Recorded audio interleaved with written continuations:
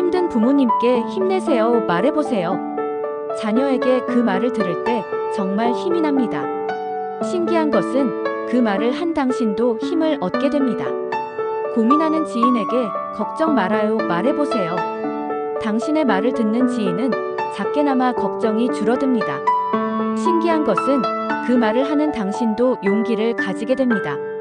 식당에서 주문 후에 감사합니다 말해보세요. 그 말을 들은 식당 종업원은 종일 따사롭고 푸근해집니다. 신기한 것은 당신과 식당에 있던 다른 손님들도 행복한 마음이 생깁니다. 가까운 이웃에게 멋있어요 말해보세요. 만나는 그 이웃의 얼굴이 더욱더 환해집니다. 신기한 것은 당신의 얼굴에도 함께 빛이 더해집니다. 사랑하는 사람에게 사랑해요 말해보세요. 사랑은 말하고 표현할수록 더욱더 깊어집니다. 신기한 것은 그 말을 할수록 당신은 더 많은 사랑을 받게 됩니다. 힘내세요. 걱정 말아요. 감사합니다. 멋있어요. 사랑해요. 너무나 쉽고 간단하게 할 수 있는 짧고 평범한 이 말들이 너무나 신기하고 사람의 마음을 움직이는 대단한 위력을 가지고 있는 마법의 주문일지도 모릅니다. 오늘의 명언. 칭찬은 평범한 사람을 특별한 사람으로 만드는 마법의 문장이다. 막심 고리키.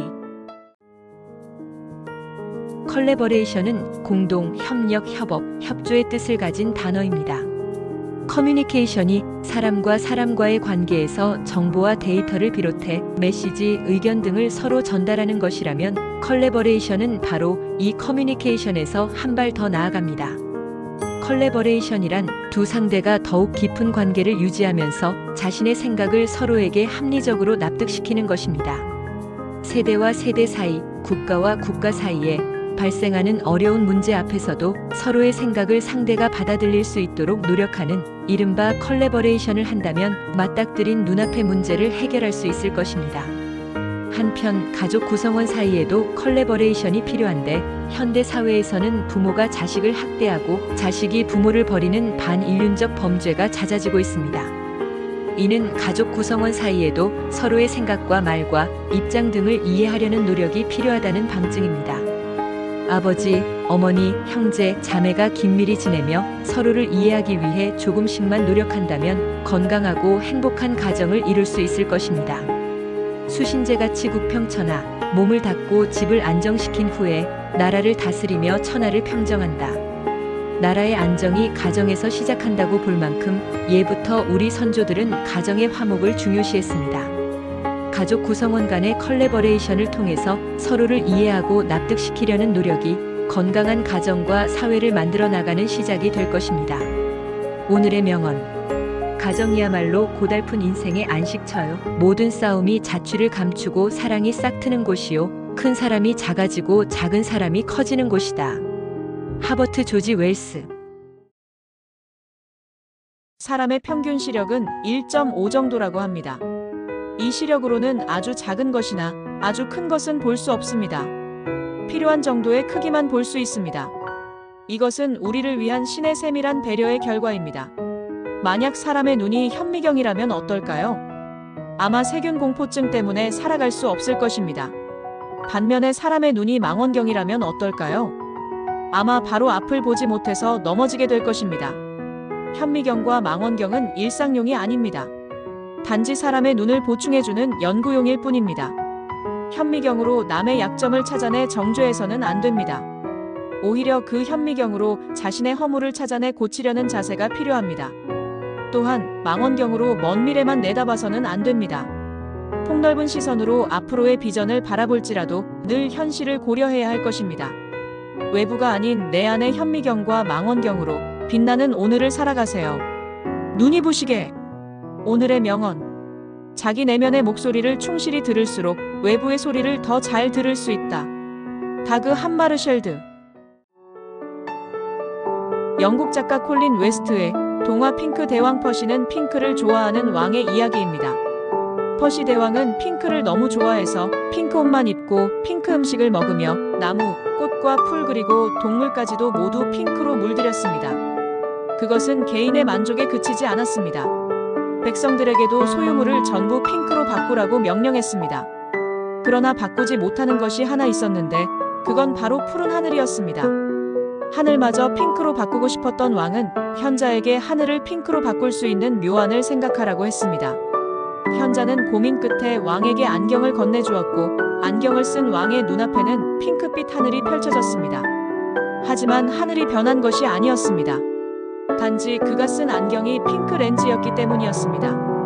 편견과 선입견을 품고 다른 사람을 바라볼 때 흔히 색안경을 썼다고 이야기합니다. 좁은 관점으로 상대를 바라본다면 계속 그 정도밖에 볼 수 없습니다. 풀과 나무, 동물들이 제각기 다르듯이 열린 마음으로 세상을 바라보는 눈이 필요합니다. 오늘의 명언. 열린 마음으로 세상을 바라보자.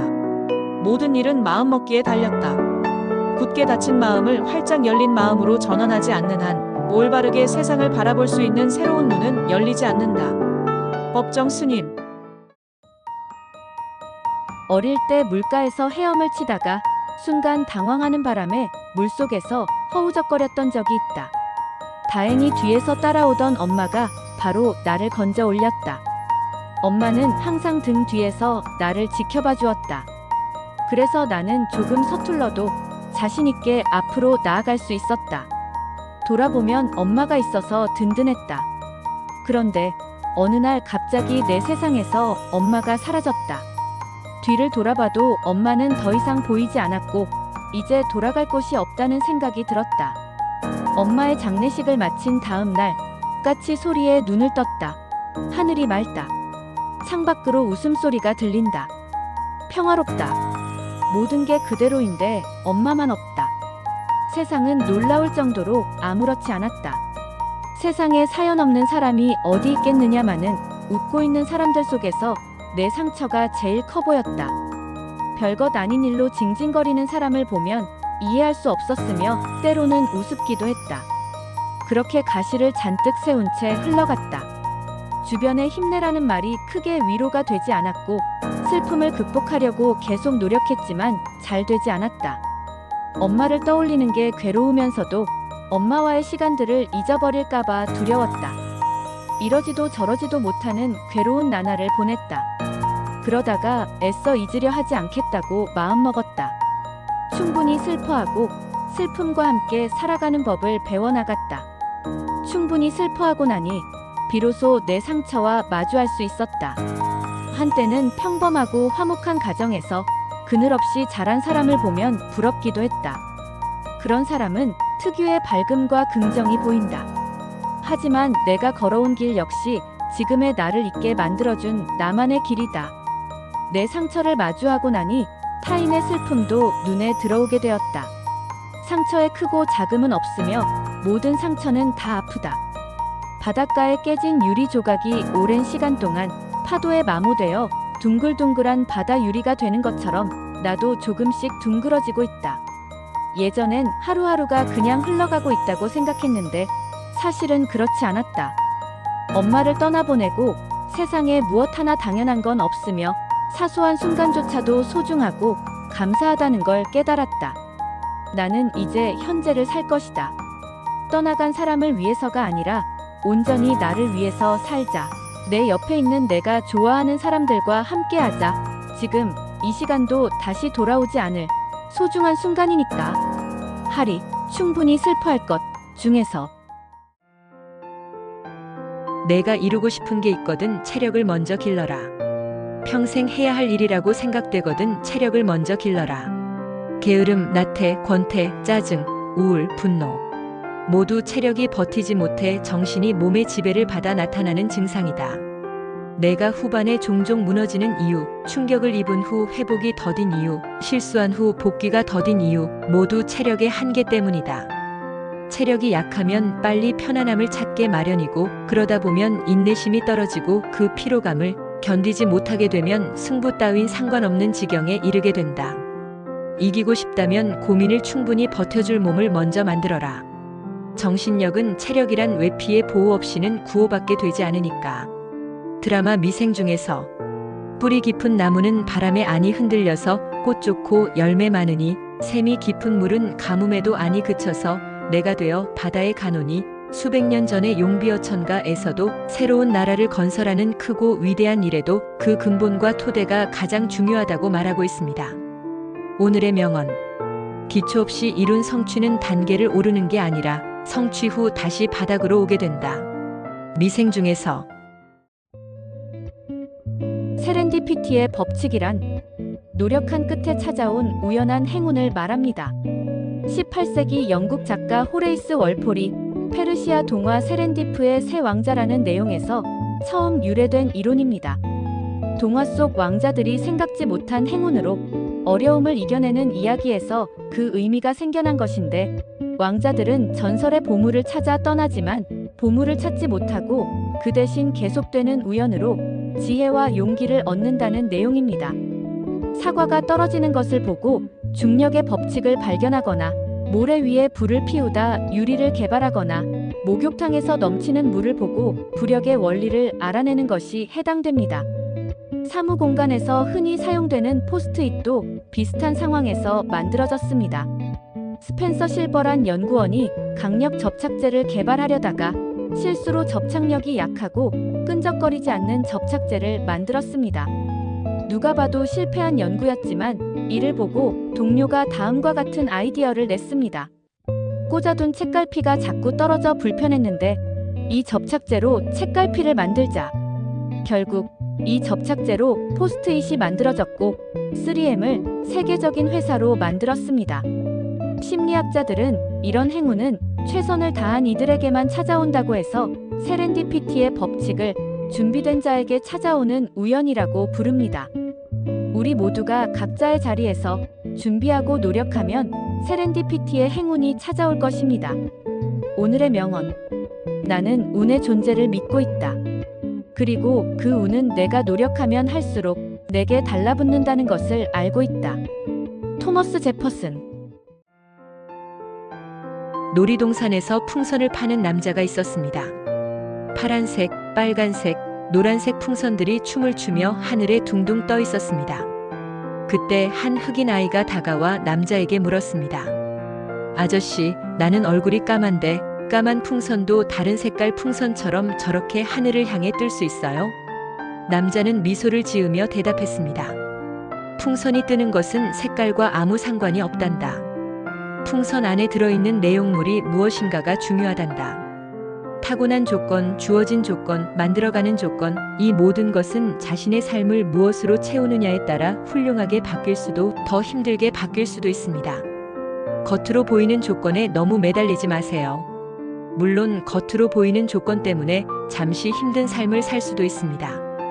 그러나 그 삶을 계속 한숨으로 채우며 살아간다면 절대 나아질 수 없을 것입니다.